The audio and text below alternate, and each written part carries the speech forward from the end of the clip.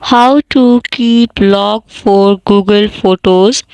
Firstly, open the Google Photos. You can see here library, click on it and this type of screen will appear. Before this, just make sure watch the complete video and follow each step carefully to avoid forgetting anything and making mistake. Now click on the utilities option. Move this bar and at the bottom you can see to locked folder. Click on it, use your pin or fingerprint. Now click on this plus mark, select any video or picture, click on the move. In this way that you can keep log for Google Photos.